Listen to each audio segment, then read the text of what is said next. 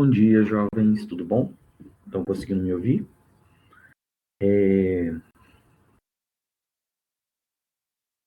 Deixa eu pulando aqui para a gente já pegar no ponto que nós paramos na última aula.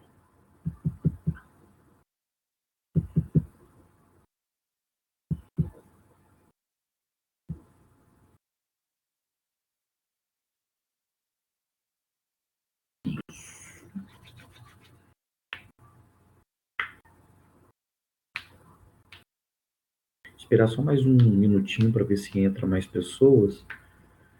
E aí nós começamos, tá bom?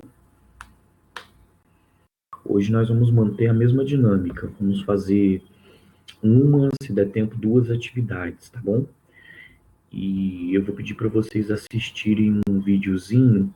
Eu ia colocar aqui para vocês assistirem, mas aí nós vamos perder tempo, né? Eu vou colocar o link e aí vocês assistem depois que a gente terminar essa parte sobre regimes totalitários.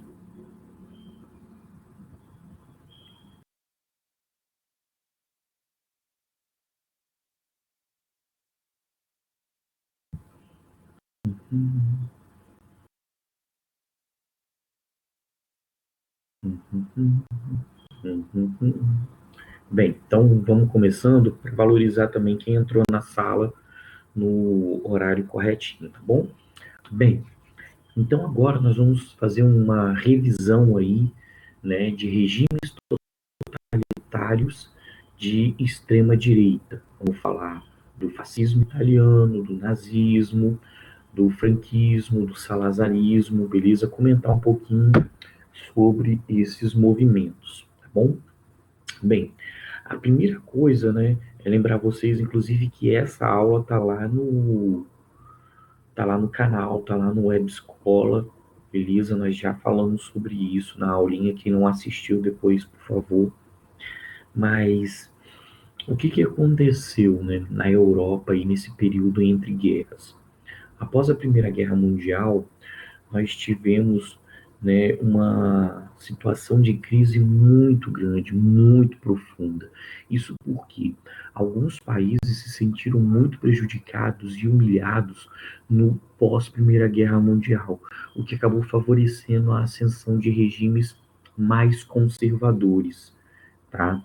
Além disso, nós temos que lembrar que nós tivemos a Revolução em 1917 na Rússia, o socialismo também se tornou um medo, né, dentro de alguns países, dentro de alguns grupos, principalmente da burguesia. A burguesia começou a ficar temerosa, com medo de perder, né, os seus meios de produção com uma revolução socialista. Então, tudo isso foi provocando uma crise, não só na democracia liberal, mas também na economia, ou seja, na burguesia, que seria o que nós estamos falando aí nesse primeiro slide aí, a incapacidade de atender os anseios dos trabalhadores e da burguesia acabou provocando uma crise. Então, como os governos não estavam conseguindo resolver a situação de confronto entre trabalhadores e burguesia, o Estado acabou se tornando mais conservador para conseguir resolver essas questões, essas pendências, essas brigas que aconteciam, beleza? E aí,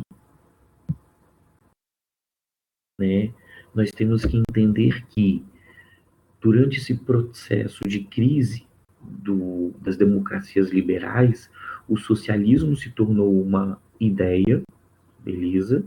E aí o que acontece? A burguesia, ela preferiu não ter liberdade do que ter socialismo. Não que o socialismo garanta liberdade, nós temos o exemplo lá da Rússia e do stalinismo que nós já discutimos, tá? Mas naquele momento a burguesia preferia não ter. Se eu não estou enganado, eu mandei na aula passada, mas eu mando sim, vou mandar daqui a pouquinho. Só vou fechar esse slide e envio para vocês. Bem, então, diante desse processo aí de crise, o que acabou acontecendo? A burguesia, ela não quis, né, ter liberdade, preferiu um regime mais autoritário do que um regime socialista, tá bom? Então, para manter a sua economia, eles preferiram perder os seus direitos individuais, apoiando o regime totalitário. O que seria um totalitarismo? Totalitarismo seria um regime político onde o cidadão ele fica abaixo do Estado. Né? Vamos supor que isso aqui é o Estado, né? E você aqui cidadão. Você vai ficar abaixo do Estado. Você vai existir para servir ao governo, para servir ao Estado. Ué, isso é diferente do que nós vivemos hoje? É sim. Teoricamente, nós vivemos num regime onde o Estado existe para nos servir. O serviço é uma porcaria? É, infelizmente. Mas, na teoria, o Estado está lá para nos ajudar, para nos servir. No totalitarismo existe uma inversão. Nós existimos para servir ao Estado. Por isso, nós perdemos os nossos direitos. Beleza? Por isso, nós perdemos nossas liberdades.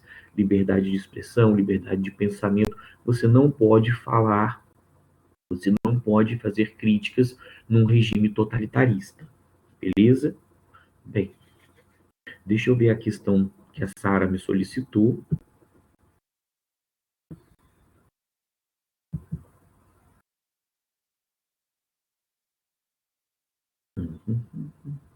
Só um segundinho.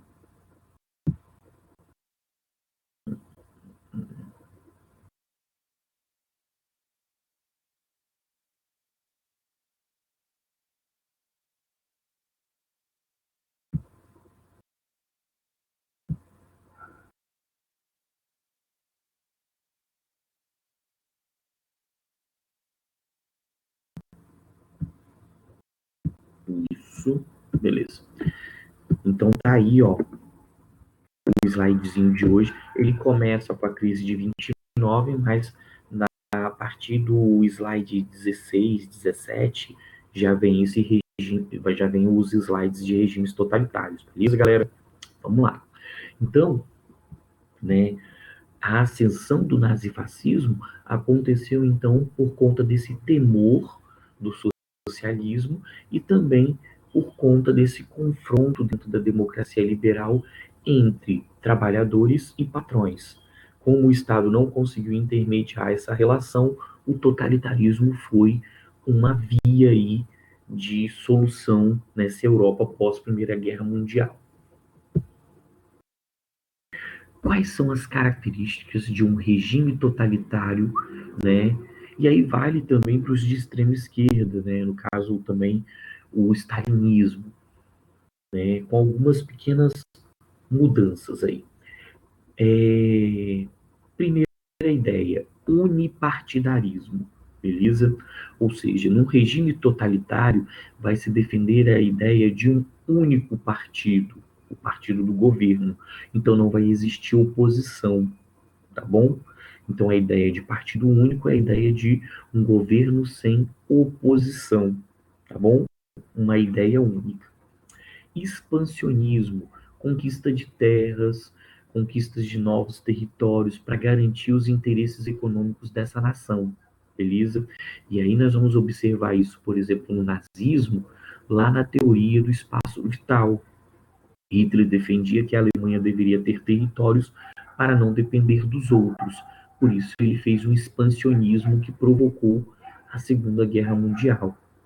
Militarismo, beleza? Mais vale um dia de leão do que 100 anos de cordeiro. Um dia num campo de batalha vale por uma vida inteira de paz. Ok? Quem tem aço tem pão. Ou seja, a ideia de aumentar o contingente militar está associada ao desenvolvimento econômico. Você precisa ter armas para ter desenvolvimento econômico, segundo essa ideia, essa característica aí do totalitarismo. Então, por exemplo, a Alemanha, no pós-Primeira Guerra Mundial, no Tratado de Versalhes, ela foi proibida ter exército superior a 100 mil homens. Isso, então, na cabeça do totalitarismo, fez com que a Alemanha entrasse numa crise. Ela não conseguia reivindicar melhorias, porque para reivindicar ela precisava de um exército forte. Beleza? Como nós estamos falando de regimes de extrema-direita, eles eram anticomunistas, antissocialistas. Tá? Eles aproveitaram o medo que existia na burguesia quanto ao socialismo para explorar isso, para conseguir patrocínio para o seu regime totalitário. Ah, mas eu vi lá no Facebook que Hitler é de esquerda. É uma discussão que, né, é muito vazia. O próprio Hitler, em entrevistas, ele fazia críticas ao socialismo soviético, beleza? A ideia de socialismo de Hitler era muito diferente. O socialismo citado no arianismo seria um socialismo com propriedade privada, diferente. Então, nós temos aí essa ideia de anticomunismo, de combate ao socialismo dentro desses regimes totalitários, ok? Antiliberalismo. Eles eram contra a não participação do Estado na economia. Eles defendiam a centralização. O Estado deveria dominar tudo, inclusive a economia, beleza? Então, por isso que nós tínhamos essa ideia aí, né, de antiliberalismo. Muitas pessoas se apegam muito a isso para falar, ó, viu, eles são contra o capitalismo. Não. O liberalismo não é o capitalismo. O liberalismo é um estruturante do capitalismo. É diferente. Eles defendiam o capitalismo, mas um capitalismo centralizado, dominado pelo Estado. Beleza? Nacionalismo exacerbado. Nacionalismo é bom? É bom. Exacerbado? Não. Então, um nacionalismo além da conta, exaltado, que vai fazer com que você acredite que o seu povo é superior aos demais e por isso pode conquistá-los e por isso deve dominá-los. A ideia do arianismo, de uma raça pura, não corrompida, superior, que deveria dominar as demais. Ok? O totalitarismo. Como eu falei com vocês, a ideia de que o Estado está acima de tudo, acima do cidadão e que nós existimos para servi-lo. Culto à personalidade. As lideranças dos regimes totalitários eram lideranças carismáticas. Falavam aquilo que o povo queria ouvir. O que um político faz tradicionalmente. O político fala aquilo que a gente quer ouvir. Nem sempre o que nós queremos ouvir é a verdade. Triste isso. Então, o culto à personalidade. Então, utilizaram muito a propaganda, os meios de comunicação para fortalecer as suas imagens.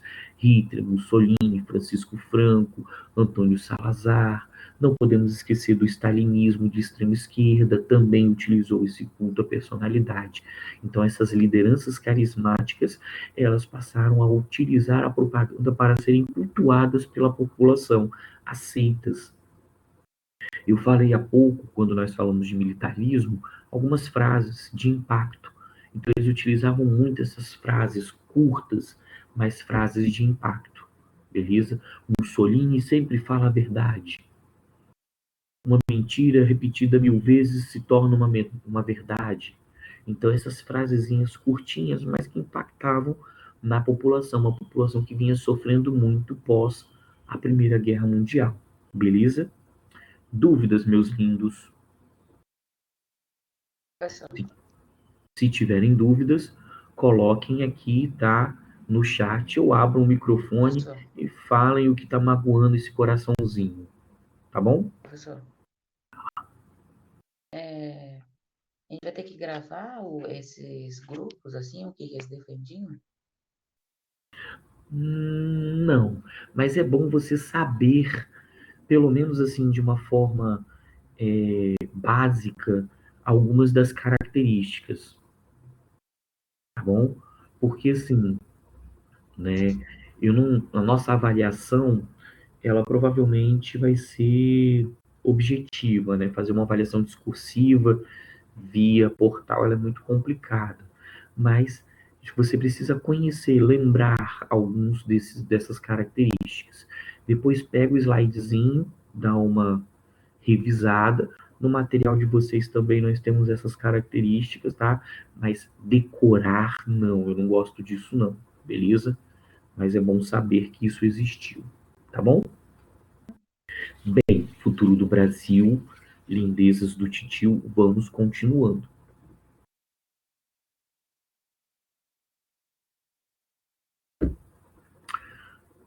Todo regime totalitário é uma ditadura? Sim. Toda ditadura é um regime totalitário? Não. Estranho, né? Nós vamos perceber que em todo regime totalitário nós tivemos ditaduras, pessoas que tomaram o poder e governaram de forma autoritária. Mas nem toda ditadura carrega todas as características de um totalitarismo. Quais são as características? Essas que nós mencionamos aqui, ó, anteriormente, beleza? Então, os regimes totalitários foram ditaduras, censuraram, foram autoritários, proibiram as greves, perseguiram pessoas, eliminaram pessoas. Mas nem toda ditadura foi um totalitarismo. O totalitarismo seria, assim, para simplificar na nossa cabecinha, o auge de uma ditadura. Beleza? Seria a ditadura mais elaborada, o totalitarismo. Beleza? Bem, por quê? Depois nós vamos falar de regime militar no Brasil, e aí vocês podem criar uma ideia de que foi um totalitarismo. Não foi, foi uma ditadura, mas não foi um totalitarismo. Não, não apresentou todas aquelas características que eu mencionei anteriormente. Ok? Valeu, galera. Dúvidas? Ou chama no microfone aí, ou bota no chat, hein? Não fique com timidez aí, não, tá? Eu sei que vocês estão aí ainda de roupa de dormir, cheio de remela, mas vamos que vamos. Bem, vamos começar falando da Itália. Bem, bem. Fascismo. O fascismo, ele surgiu na Itália. Por isso, todos os regimes de extrema esquerda, nós podemos identificá-los como fascismos. O fascismo alemão, ou nazismo. O fascismo português, ou salazarismo. O fascismo espanhol, ou franquismo. Se eu utilizar só o termo fascismo nesse contexto, nessa conjuntura, eu estou falando da Itália, beleza? Mas geralmente os textos já trazem fascismo italiano para facilitar, né, o nosso entendimento, beleza? Da onde vem essa palavrinha fascismo? Fascismo vem da palavrinha fascio, beleza? Feixo. O fascio, ele era um símbolo lá do Império Romano, que foi apropriado por Mussolini, beleza? Para poder trazer, remeter aos anos maravilhosos do Império Romano. O fascismo, ele tem como um símbolo, né, um machado que tem no seu cabo um feixe de madeira. Esse feixe é o fascio. Ele representa a população, dando sustentação ao governo, que seria o machado, beleza? Lá no Império Romano, o imperador utilizava um machado similar com esse fascio, que representava a população romana, e ele, o imperador, o machado. Ele utilizava esse machado para eliminar a oposição, ok? Só um minutinho. Eu tô meio gripado com uma tosse ruim, ok? Então, não é coronavírus, é gripe. Mudou o tempo, o velhinho fica gripado.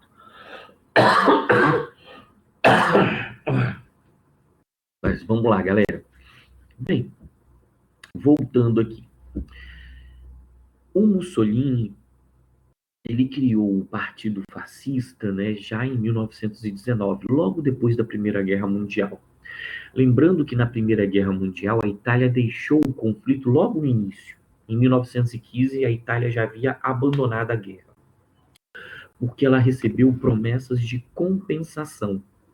A Itália receberia recursos e territórios em troca do seu abandono da guerra, beleza? A Itália acreditou. Só que terminou a guerra, as compensações foram muito menores do que o governo italiano imaginava.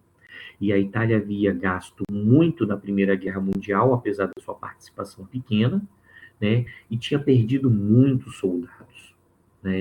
Aproximadamente 500 mil mortos e 700 mil feridos. Isso só em um aninho de participação na guerra.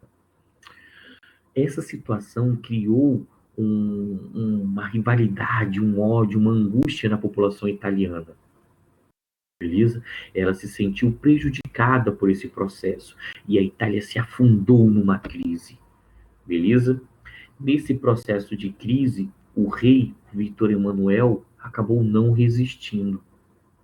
Isso porque Mussolini ele criou o partido em 1919 e já em 1921 ele era deputado. E um deputado que começou a articular uma oposição muito grande. Ele organizou em 1922, como vocês observam aí no slide, a Marcha sobre Roma. Nós tivemos, então, uma marcha que fortaleceu a figura de Mussolini e se opôs a Vítor Emanuel. Vítor Emanuel teve que dar espaço a Mussolini, beleza? E Mussolini foi crescendo com esse espaço dado por Vítor Emanuel. A oposição e a crise na Itália acabou se mantendo. Vítor Emanuel abdicou e aí Mussolini, né, o Benito Mussolini, tomou o poder e se tornou o Duce, beleza? O líder do povo italiano. Esse governo ele foi marcado, né, por uma forte perseguição às oposições, a todos aqueles que faziam críticas ao Mussolini, exemplo, o Gramsci, tá? Que era um filósofo, um pensador que foi perseguido, que foi, né, eliminado, vamos dizer assim, pelo Mussolini.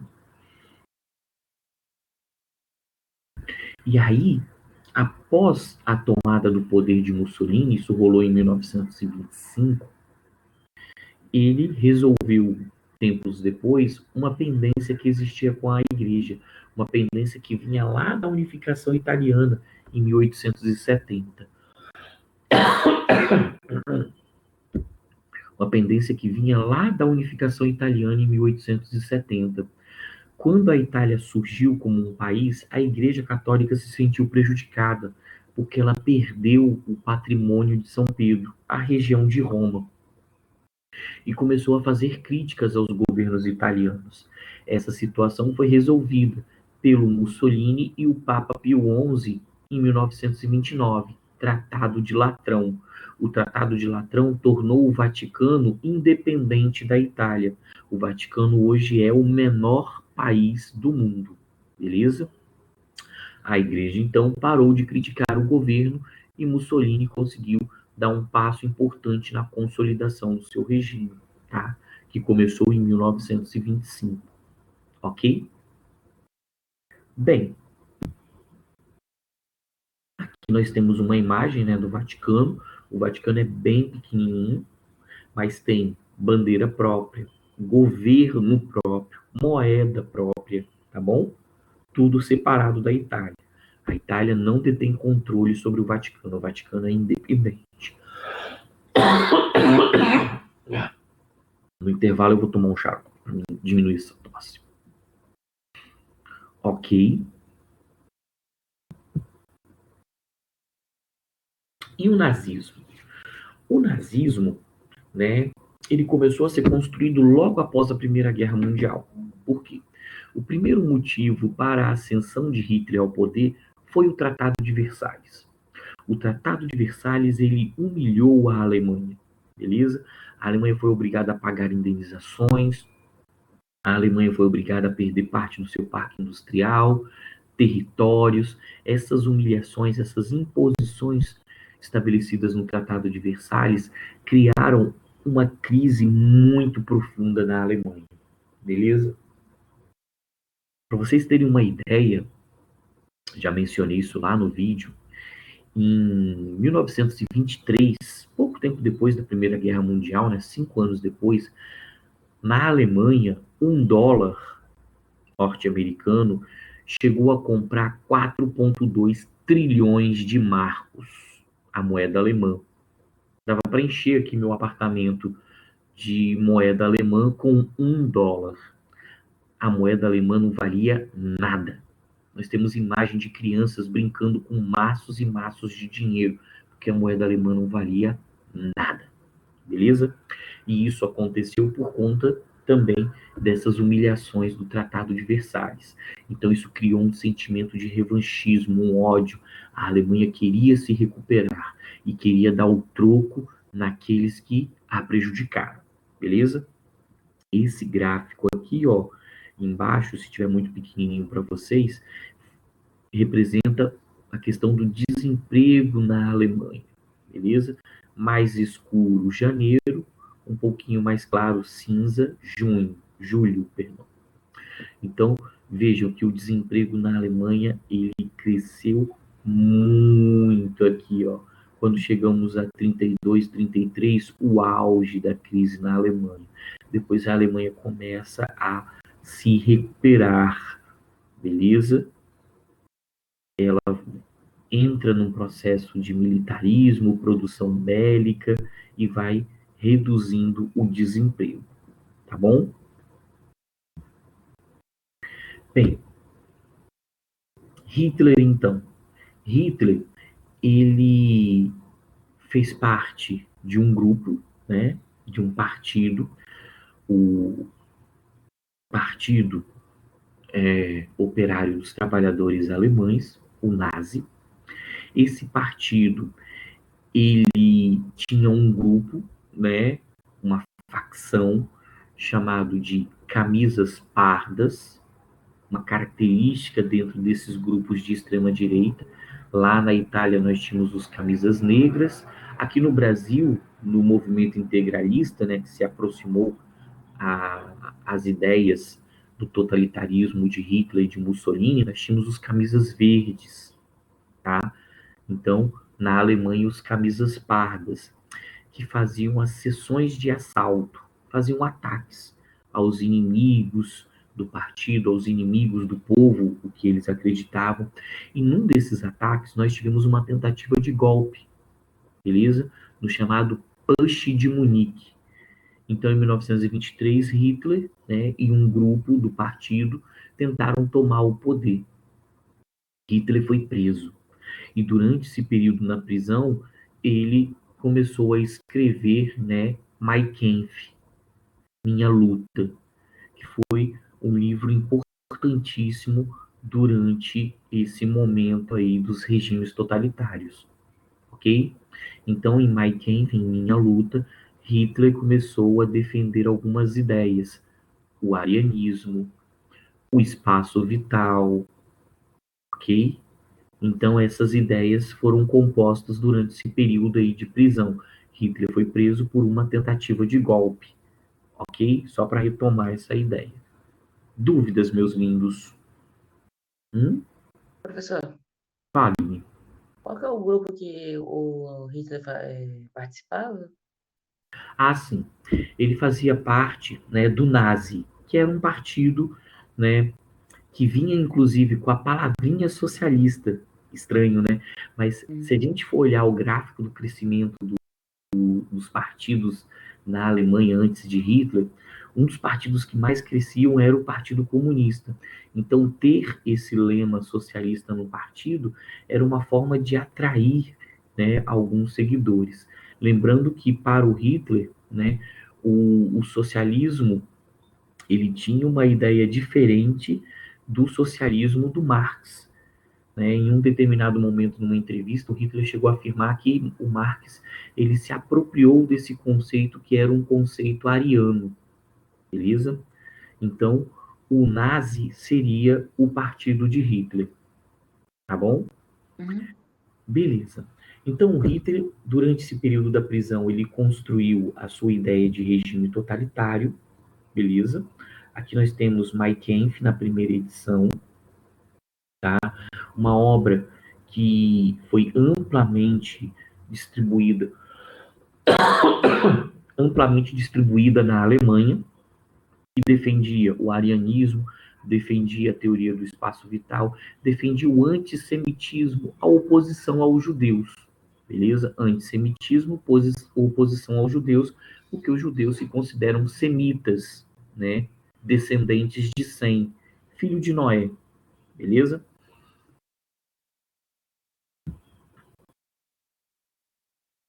E aí nós tivemos, né, a questão em 32 da eleição. Em 32, né, depois da ascensão do crescimento do Partido Comunista, o que a burguesia fez? Financiou o nazi, né, o partido de Hitler, com o apoio da burguesia alemã, ele cresceu muito. E na eleição de 32, né, Hitler disputou essa eleição com o Marechal Hindenburg, que era, né, um herói para a Alemanha. O Marechal Hindenburg lutou na Primeira Guerra Mundial, lutou na Guerra Franco-Prussiana, ele era descendente de Lutero, uma figura admirada pela população alemã. Fez parte do governo da coalizão, né, da Alemanha, quando a Alemanha teve uma certa melhoria, né, com a ajuda dos Estados Unidos, a Alemanha conseguiu melhorar um pouquinho, mas em 29, com a crise do capitalismo, os norte-americanos não continuaram a ajudar a Alemanha e aí a crise retornou. Hitler então disputou a eleição com Hindenburg e foi derrotado, mas ele conseguiu formar uma coalizão que pressionou o Hindenburg, que deu a Hitler uma chancelaria, né? Hitler era uma espécie de um primeiro-ministro,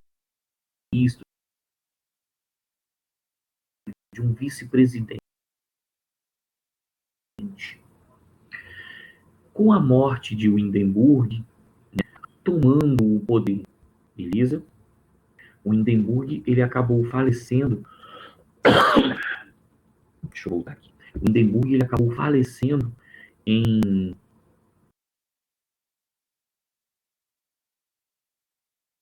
Sara, o Hitler ele não foi eleito, tá bom? Quem foi eleito foi o Marechal Hindenburg. Mas, apesar do Hitler ter sido preso numa tentativa de golpe, ele fazia um discurso que agradava muito uma parcela significativa da população, né? Ele fazia um discurso no qual ele culpava os países que derrotaram a Alemanha na Primeira Guerra Mundial, culpava a crise econômica, culpava o liberalismo. Então, o discurso de Hitler acabou se aproximando muito aos interesses do povo. Foi aquilo que eu falei, o político fala aquilo que o povo quer ouvir. E Hitler foi o canal, né, da população, de uma parte significativa da população alemã que tinha ódio desses grupos. Então, ele não foi eleito, mas ele tinha muita força, por isso que ele conseguiu essa chancelaria. Como o Marechal Hindenburg ele era bem velhinho, né, o Hitler, com a morte do Marechal Hindenburg, ele conseguiu assumir o poder na Alemanha. Então, ele também foi favorecido por esse contexto. O Hindenburg faleceu, e aí, né, a segunda pessoa mais forte era, obviamente, Hitler. Ele aproveitou isso para tomar o poder e se tornar o Führer, o guia do povo alemão, ok? Então, por isso que ele conseguiu conquistar, dominar aí, né, a Alemanha, ok? Eu vou fechar esse nosso primeiro encontro, nós passamos um pouquinho, inclusive, desculpa, mas era legal fechar o nazismo. No nosso próximo encontro, nós vamos falar um pouquinho de salazarismo, um pouquinho de franquismo, e vamos fazer uma atividade. Para nossa terceira aula, nós começarmos a fazer uma revisão breve de história do Brasil, tá bom, galera? Obrigado por enquanto, tá bom? E aí, as dúvidas, anotem aí que na próxima aula eu vou tirando de vocês, tá bom? Tchau, tchau, até daqui a pouco. Tchau.